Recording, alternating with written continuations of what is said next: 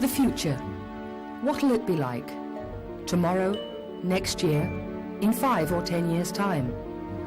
You're about to see a vision of the future, showing possible products and services that could become available within the next decade.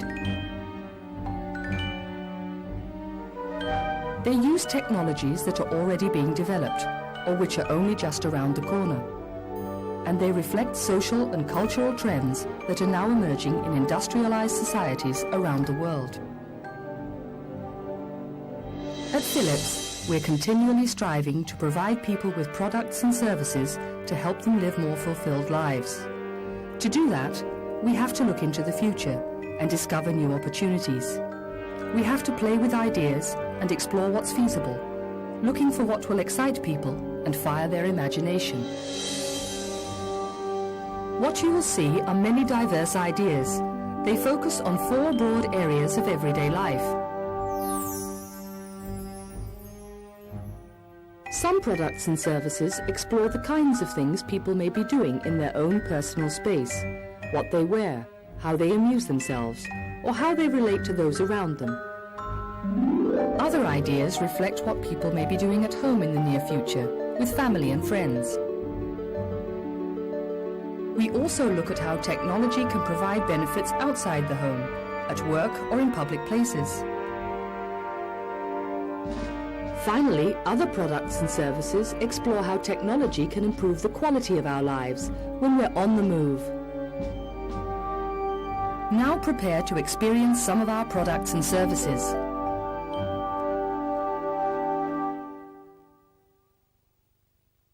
This personalized device helps you organize and enjoy your life.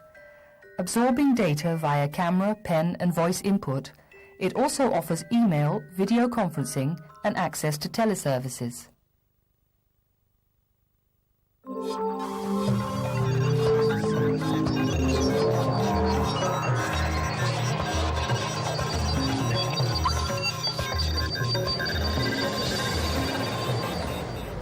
That's brilliant. By the way, how's the Helsinki contract going? We've ironed out some of the last bugs. I'll send them over for your approval. Okay. So, what do you think of the amendments? That's great, Sid. Yeah, that's brilliant. Well, have a good flight. Bye then. I'll see you when I get back.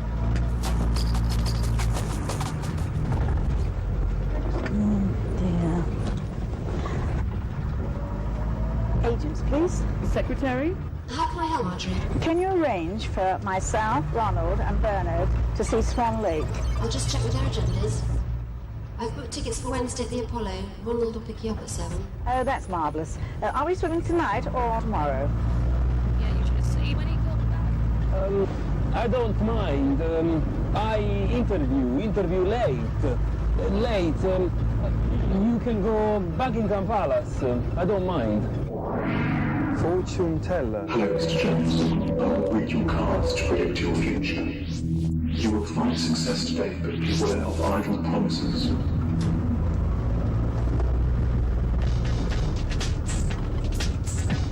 What? No ice cream? No, I've just checked in my fridge. I'll order some.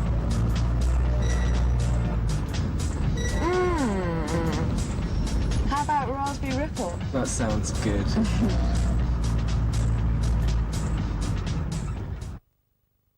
Tiny devices made of smart, flexible materials nestle on our bodies like discrete jewels, providing information and communication. Is up a touch in European trade after a slow session in Tokyo. It's yielding 6.22%. UK government bonds are a little lower. Please check your agenda. There is a change.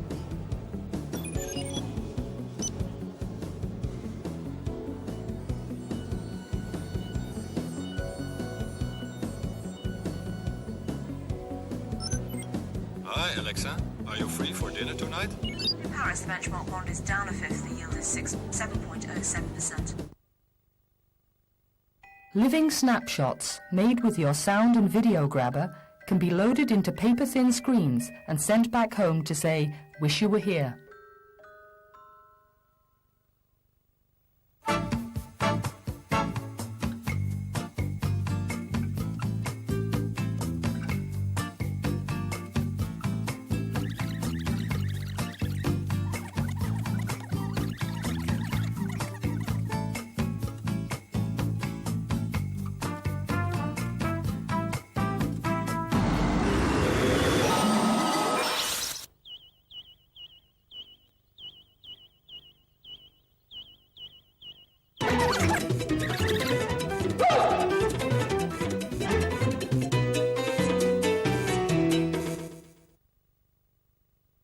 Use the magic pen to write and record your notes, then download them later to your computer for further processing.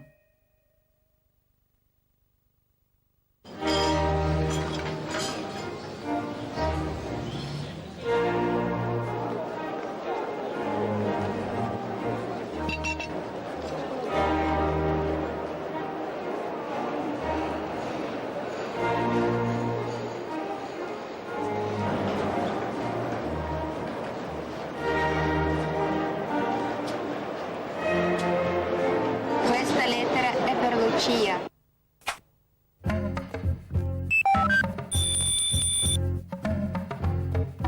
Ok, fax.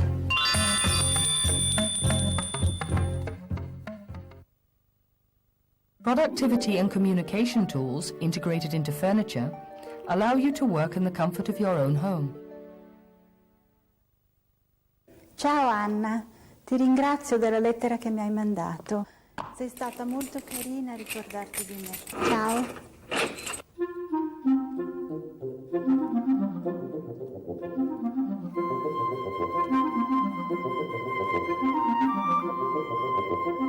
Lucia. Ciao Anna, ti ringrazio della lettera che mi hai mandato. Sei stata molto carina a ricordarti di me. Ciao.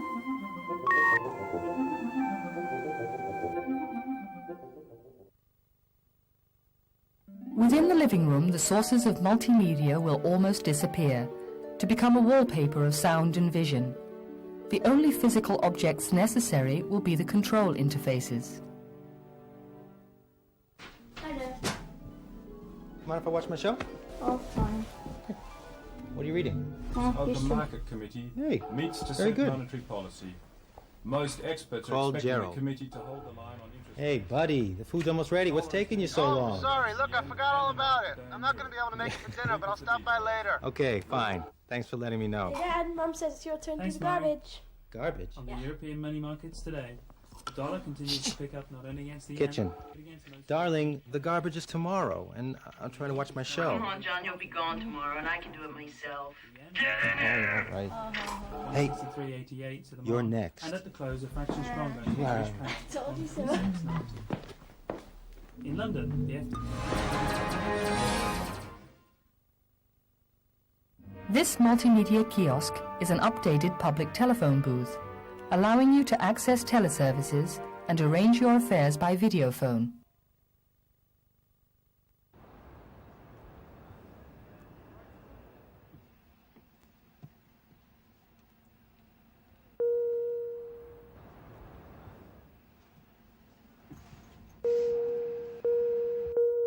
Holiday to Tobago, 2 weeks. I think there's something wrong with my teeth.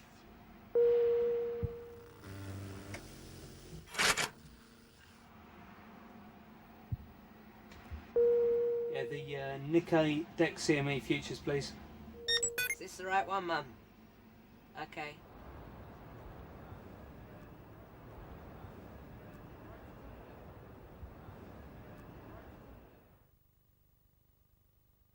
Within and beyond the hospital walls, a single information infrastructure enables telemonitoring, telediagnosis, and even telesurgery, as well as new bedside comforts of communication and entertainment.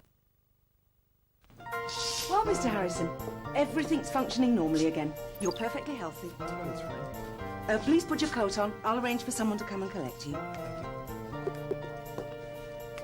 Hi, Suzanne. I've just finished the check on Mr. Harris. He's fine now. Great. Could you arrange for someone to come and collect him? I have to go. Okay, I'll do that. Thank you. Bye-bye. No, man, no, forget it. No. Frank? That does sound bad. You just relax and we'll try to fix everything. Someone will come in and show you how our bedside unit works. You can watch football, basketball, or make video phone calls. Terrific. Okay? I'll get back to you. Oh, Claire! Can we go through this patient's chart? Yes, okay. For this, the prescription must be taken twice a day. 10 o'clock in the morning and 6 o'clock in the evening. If you need to reach me, you can reach me here. Hey, Ma! Guess where I am? Oh, in a hospital. Oh, Harvey, what happened to you? Ma! Intelligent navigation systems give you simple directions to ensure that you arrive at your destination safely.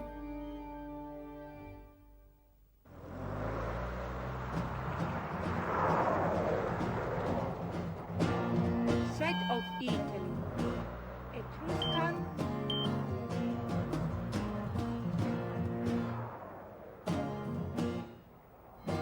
Navigation. Arquinia.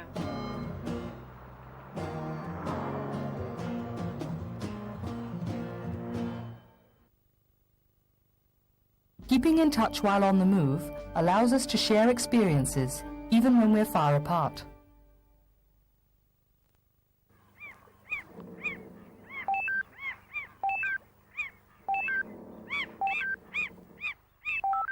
Ciao mamma，你有没有玩得好愉快呢？是。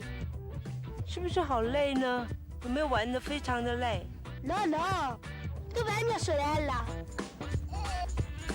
Che cosa sta facendo il papà? 有没有看到爸爸？爸爸在哪里呢？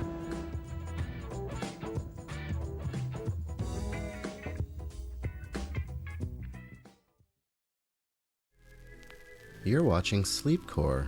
Pleasant dreams.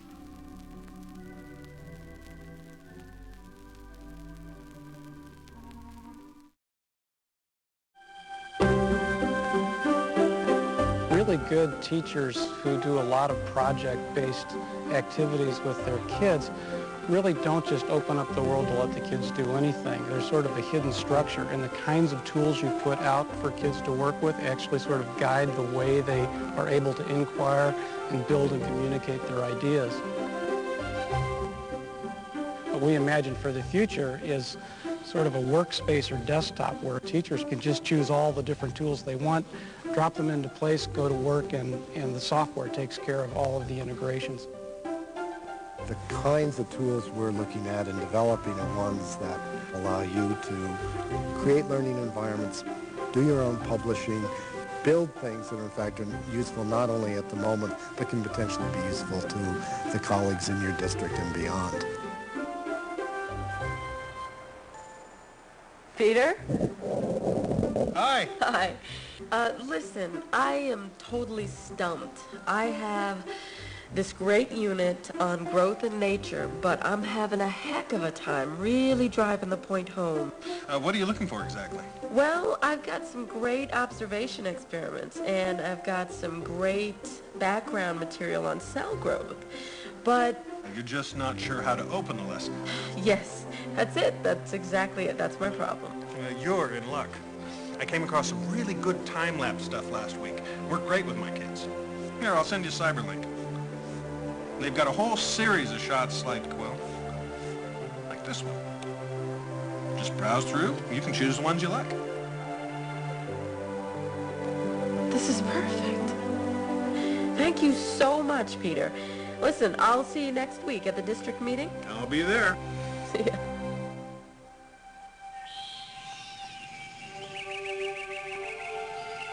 The real world's full of all kinds of sounds and actions and colors that really turn kids on. That's what really drives curiosity. If in the future we had really powerful mobile devices that would help kids collect those images and sounds and work with them, we'd have a kind of opportunity for learning that we've never had before. The real power of these technologies is that kids would have the opportunity to connect to other sources of information, to ask questions, to compare and contrast, to analyze right there at the moment of discovery.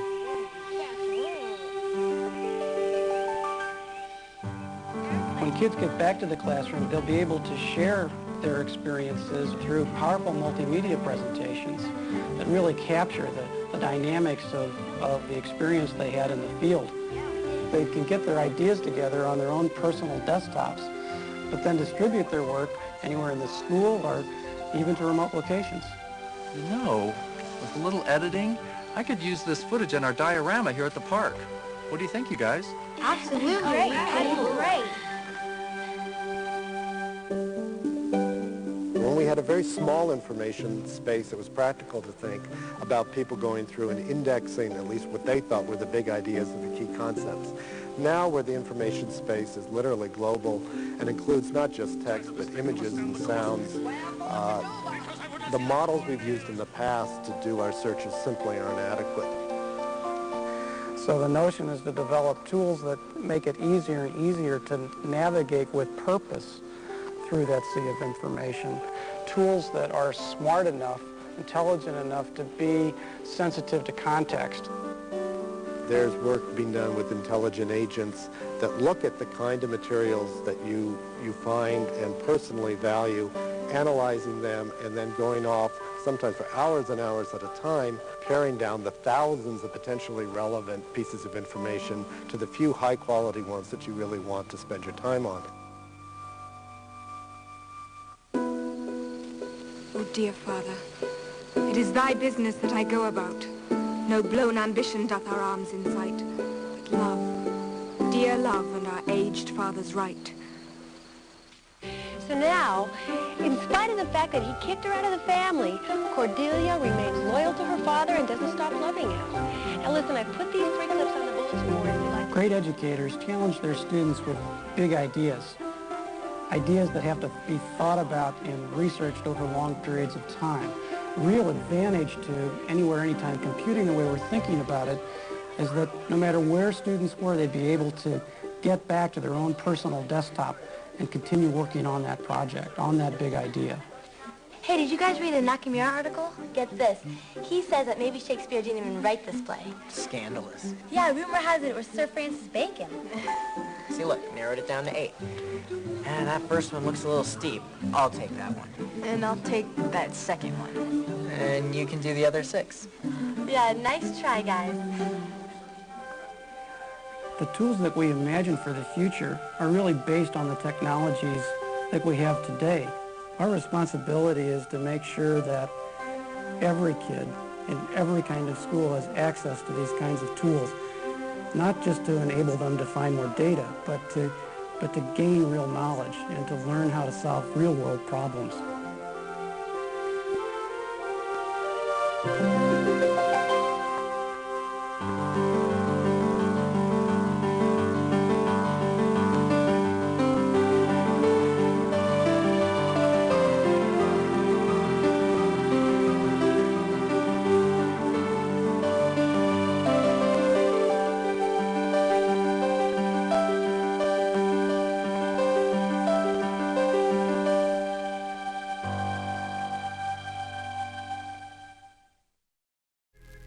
You're watching Sleepcore, media for insomnia.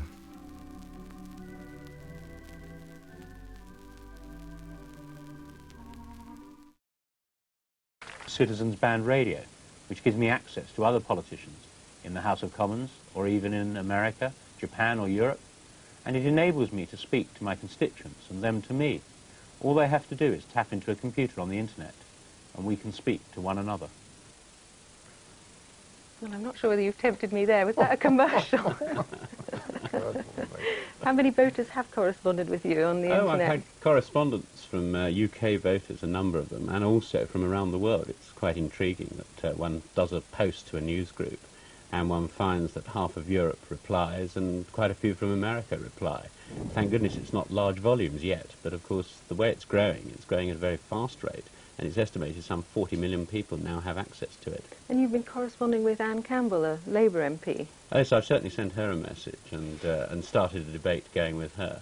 And I believe it may be the first debate between parliamentarians on the internet anywhere in the world.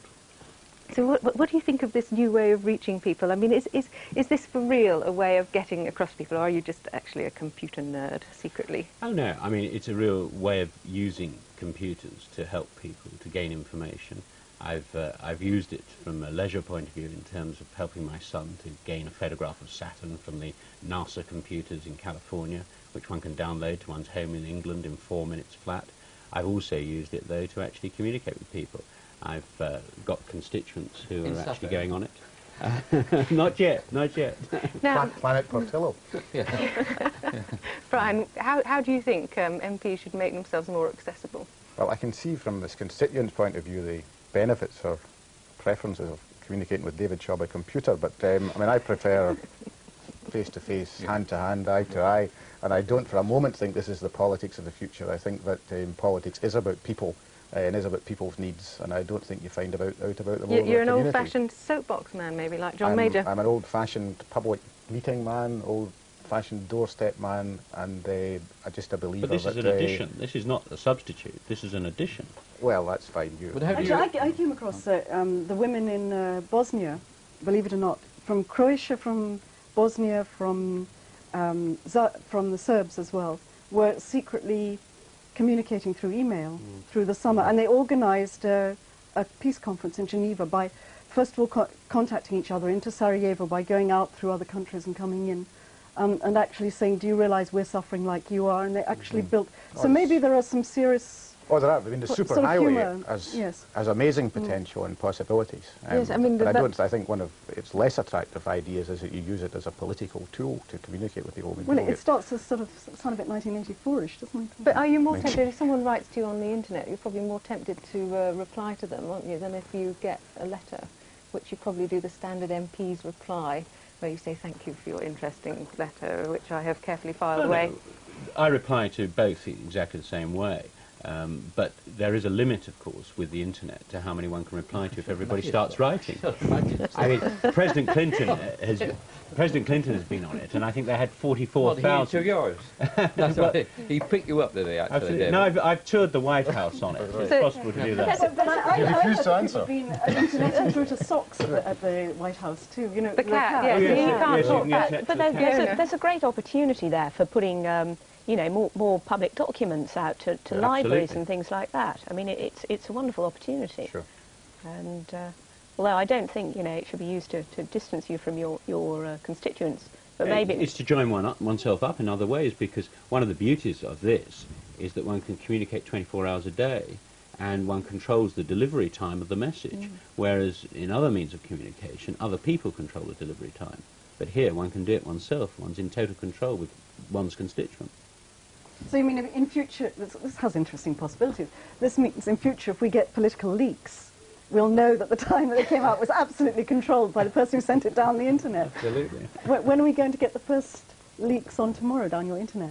Oh, well, it's going to be very interesting, because the Chancellor's budget speech was actually posted to the internet by the British government, who's been on now for some 3 weeks, and it's going to be interesting. You mean a hacker can actually hack in now? It doesn't have to be a hacker, a legitimate user. In fact, 100,000 people have already hacked or joined the British government forum that exists on the internet. And that's 100,000 people, many of whom aren't from this country. And there's tremendous interest around the world in what we do. And having looked at what the British government's doing, and having looked at what the American government's done, although the American government's first in the field, the impression I get is that we're actually doing quite well at it. Well, good heavens.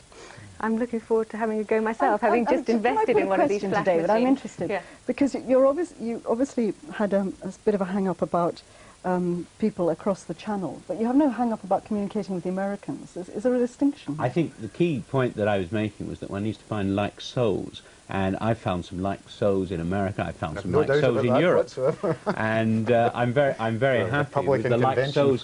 There are plenty of like souls in Europe. And I think one of the benefits, I mean, if we get off some of the flippant points, but one of the benefits actually... That wasn't actually... the flippant point I was making. No, I understand. But one of the benefits of this is that it actually takes away some national boundaries.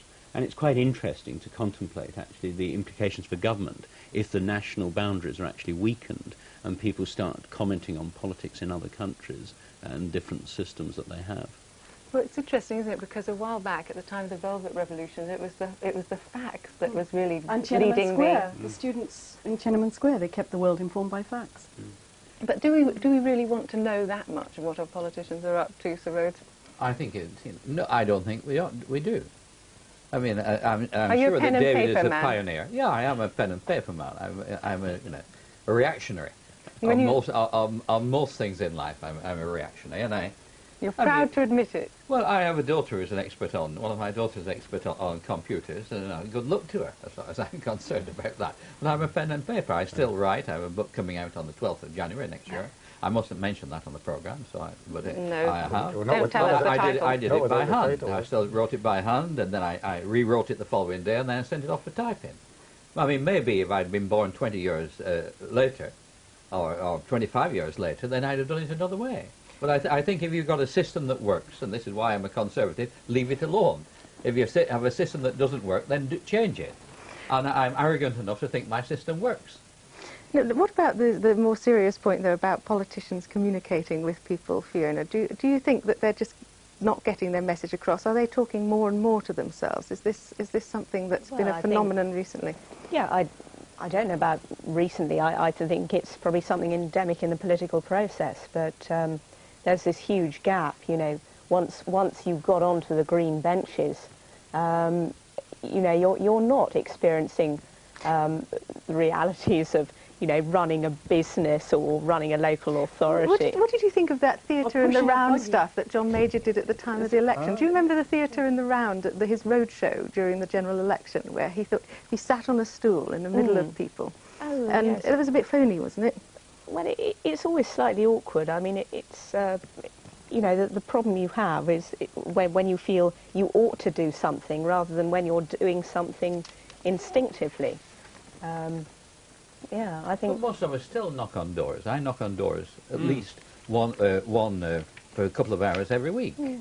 I shall be out on Sunday afternoon. I shall be out on the Sunday after with about 12 people knocking on doors. And that, Do you wear a rosette and all that? You put on a rosette and... No, I don't put a rosette on, but I still wear a jacket. But I think but it's not just the knocking on doors, it's the contact with how people are living. I mean, I can't remember who it was telling me a story a while back about being in the queue in the House of Commons in one of the restaurants and saying that she was in a hurry because she had to rush out and buy some tomatoes, and one of the male MPs saying to her, well, haven't you got somebody else who can buy your tomatoes for you?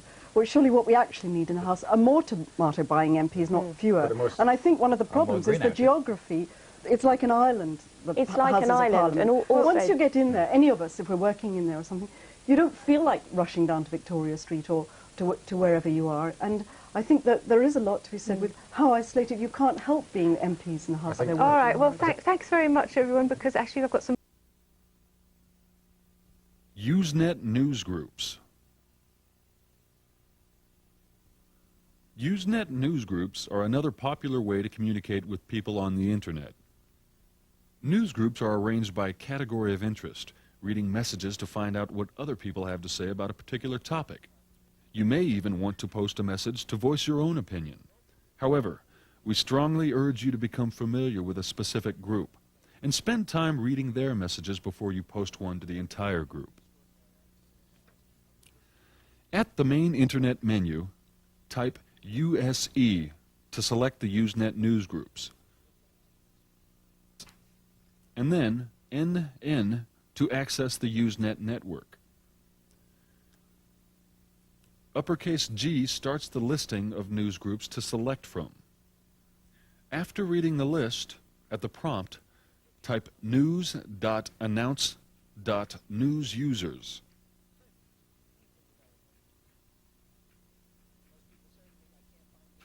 The group for news users, and press return. You'll pick a letter in the far left column to read a message. The next column to the right lists the name of the person who posted the message and the size of the message. Let's read answers to frequently asked questions, FAQs. Press lowercase c, the letter for FAQ messages. You'll see that it's been selected by the asterisk next to it. Press the space bar to read messages. Type uppercase G again to look for news groups about another topic. How about school? Keep pressing N to see all the news groups with school in their name.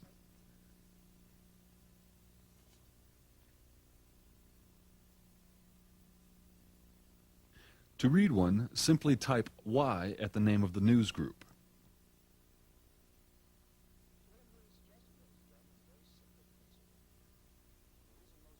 To exit from newsgroups, type uppercase Q.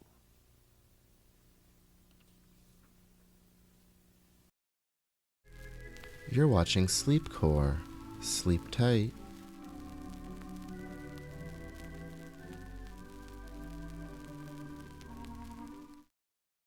The expectations of online media are very high. They've been promoted as many wonderful things all rolled into one. A utility, an instant mail service, a marketplace for shopping, an indispensable tool for the classroom. But there are skeptics about all this. One of them is Clifford Stoll, an astrophysicist and author. I am profoundly ambivalent towards computing, which is to say, I find parts of computing and networks to be very useful, to be handy, to be necessary at times. But I find a great deal of it to be boring, uninteresting, and useless. It is not computers that bother me. Hey, I love computers. I own a half dozen computers. I like computers. It's not computers that bother me, no. It's this cult of computing, this culture that says, if you don't have an email site, if you don't have your own website and a home page developed, if you don't have your own customized domain on the internet, then you're backwards. You're being left at the station. Train of progress is leaving and you're on the platform. It's this idea that says, hey, you got to get online to be somebody. I don't believe it. Stoll describes the internet as the great digital dumpster, an overblown network that offers plenty of data, but little or no true information, and even less knowledge or wisdom. Data isn't information. Information, unlike data, information has content, accuracy, utility, timeliness, pedigree, a sense of, I know where it came from. The internet provides lots and lots of unreviewed, unedited gunk, press releases, unreviewed paragraphs that somebody wrote, posted, and you don't know where it's from. Information, on the contrary, you know where it came from. You know who did it. You know who's responsible for it. You know that somebody has checked it for accuracy. Even more important, says Stoll, is the inherently fraudulent social atmosphere of the web.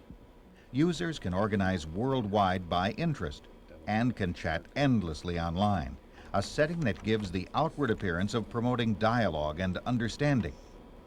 But the time spent on the computer is generally time spent in solitude, rather than interacting face-to-face with another person. Look on campuses and ask around for people who are internet addicts. I spoke to the mother of a 19-year-old guy, junior in college, important university in Pennsylvania. He gets up in the morning, logs in, has lunch occasionally, dinner occasionally, and logs off in the evening. He has missed all of his classes for the past semester and a half. He's gotten F's in everything he registered for last semester because he spent all of his time online. He has lots and lots of friends in Sweden who he's never met, but exchanges pictures by way of the web. He knows lots of stuff about the city of Uppsala, but nothing about the campus that he's on because he doesn't leave the building that he's in. Is this what we're trying to teach our students? Stoll says the lack of true social interaction in the computer age is not only harmful outside the classroom, but inside as well. The public demand for computers in schools is fueled, he says, by a completely misguided notion that the mere presence of the machines will somehow make children smarter. This is just one of what I consider many myths that seem so attractive. All we have to do is plug into this wonderful information highway and our kids will be smart. All we have to do is get high-tech computers in the classroom and our students will learn so much more because they'll have an enjoyable time of it all. All we have to do is get a CD-ROM with an encyclopedia on it and our kids will have so much information. They'll do great on their SAT exams. These, of course, are myths. But Howard Rheingold, a syndicated columnist and author of a book called The Virtual Community, feels that Stoll goes too far in blaming technology for problems that would exist in society anyway. To have a blanket condemnation of computer technology as being alienating is not only simplistic, but damaging to people for whom it is not alienating. We live in a society in which people are alienated. The computer did not create that. Rheingold suggests that many inventions have contributed to social isolation in the modern world. But computers always seem to get more blame. The automobile, for instance, promotes isolated commuting and travel. The air conditioner encourages people to stay indoors at home in hot climates. The elevator makes skyscrapers possible, which stifles interaction outside the building. All these technologies that have given us freedom and convenience that we have accepted into our lives have had, over the long run, a side effect, and that is we're alienated, we're rootless, we don't know our neighbors. That's the condition we find ourselves in. What are we going to do about it? Computers are not going to solve that problem. They are not a magic solution, and in that I agree with Clifford Stoll. However, computers, like books, like telephones, like television, are a tool that, properly used, can help people connect with each other. In that respect, Reingold says, computer technology itself is value neutral. The internet can be good or bad, depending on who's using it and for what purpose. The same could be said of books, or even construction materials. A brick is a tool. Now, you can build a concentration camp with bricks, or you can build a school with bricks. The tool itself is not as important as what is your plan for it? What is the task? The task is not the tool. The computer network is not the community. Computer network can be used as a surveillance device to create a totalitarian society. It can be used as a medium for free communication among citizens that can help strengthen democracy. We need to learn how to use the tool. Hey, I'm not afraid of computers at all. They don't scare me. I use them all the time. I've used them for over 20 years, 30 years. But I worry a great deal about people who put computers and network connections in front of connections with friends, with relatives, with family, with neighbors. Sherry Turkle is an author and professor of psychology at Massachusetts Institute of Technology. She has extensively studied cyberspace as a social phenomenon and finds it being used to enhance real-life relationships, not retreat from them. What I see is, I want to say, almost a universal human desire to bring together the real and the virtual. As a matter of fact, to bring them together to such an extent that probably in 5 or 10 years we wouldn't even be talking about the real and the virtual. We'll just have relationships, some of which are online and some of which are offline. When you call a friend, you don't say, oh my goodness, I'm going into virtual reality. You call a friend because the telephone is the best way to be in touch at that moment, and then you make a date to meet in a coffee shop. And I see a lot of that kind of activity in cyberspace, that people meet in cyberspace and then try to get together in real life, in the physical world. One important difference, of course, is that you know the person you're calling on the telephone. While on the internet, cyberspace travelers can bump into one another by chance and start a keyboard conversation. And because of the anonymity of the internet, people can assume any personality or identity they wish. A woman can pretend to be a man. A shy person can pretend to be outgoing. And no one in the group would be the wiser as the text appears on the screen. Sherry Turkle says this type of role-playing is not necessarily a bad thing, as many people would assume. When people use the internet, they don't so much adopt false identities as they assume an identity that's a way to play with an aspect of themselves. When an introvert plays out in a role-playing situation on the internet, the experience of being an extrovert, you really wouldn't want to say that person is adopting a false identity as much as using the relative anonymity of this new medium to express something about themselves that they have a hard time doing in real life.